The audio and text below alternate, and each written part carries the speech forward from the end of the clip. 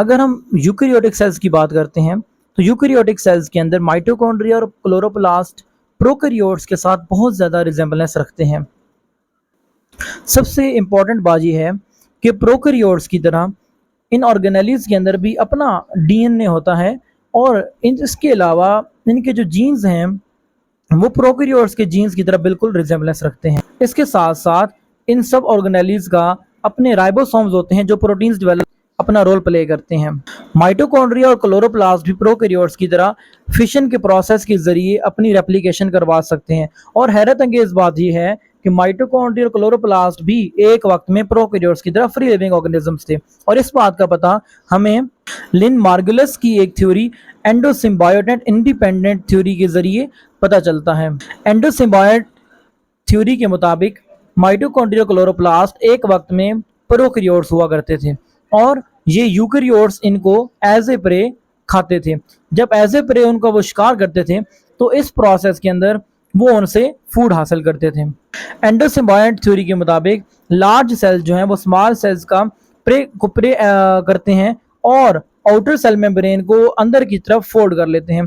जब वो outer cell membrane को अंदर की तरफ फोल्ड कर लेंगे, उस फोल्डिंग की वजह से जो माइटोकॉन्ड्रिया है वो उसके अंदर ये एबिलिटी होती है कि वो एरोबिक रेस्पिरेशन कर सकता है और एरोबिक रेस्पिरेशन की वजह से ऑर्गेनिक कंपाउंड्स जो हैं वो एनर्जी डेवलप करते हैं और उस एनर्जी को एटीपी के फॉर्म के अंदर स्टोर किया जाता है। ये फायदेमंद एसोसिएशन यूकेरियोट्स को अपनी ऑफस्प्रिंग डेवलप करने में मदद देते हैं। इस थ्योरी के मुताबिक कुछ टाइम के बाद प्रोकैरियोट्स और यूकेरियोट्स की ये एबिलिटी कि वो अलग अलग रह सकते थे, उन्होंने इसको खो दिया और इसकी वजह से एक एवोल्यूशन डेवलप हुई जिसकी वजह से यूकेरियोटिक सेल्स के अंदर एक प्रॉपर ऑर्गेनेली माइटोकॉन्ड्रिया डेवलप हो गई और माइटोकॉन्ड्रियन एबिलिटी ऑर्गेनेली के साथ साथ एंडोप्लाज्मिक रेटिकुलम की ऑर्गेनेली भी डेवलप हुई। और कुछ फोटोसिंथेटिक प्रोकैरियोट्स के अंदर ये एबिलिटी होती है कि वो अपनी फूड खुद डेवलप कर सकते हैं। तो फोटोसिंथेटिक प्रोकैरियोट्स में से ये एबिलिटी उन्होंने गेन की यूकेरियोट्स ने और अपनी फूड डेवलप उन्होंने करना शुरू कर दी। इस केस में फोटोसिंथेटिक प्रोकैरियोट के फोटोसिंथेसिस के प्रोसेस को इस्तेमाल करते हुए यूकेरियोटिक सेल के लिए शुगर बनाने का प्रोसेस कंप्लीट किया गया। यूकेरियोट्स और फोटोसिंथेटिक प्रोकैरियोट इकट्ठे इवॉल्व हुए मगर अलग अलग नहीं रह सकते।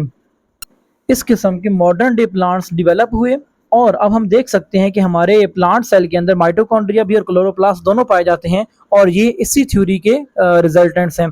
मतलब इस थ्योरी माइटोकॉन्ड्रिया और क्लोरोप्लास्ट जो कि एक वक्त में अलग प्रोकैरियोटिक ऑर्गेनिजम्स थे, अब प्लांट्स के सेल्स का हिस्सा बन चुके हैं जो कि प्लांट सेल्स के अंदर एरोबिक रेस्पिरेशन के प्रोसेस को कंप्लीट करवाते हैं और उनके लिए फूड डेवलपमेंट का प्रोसेस कंप्लीट कर रहे हैं।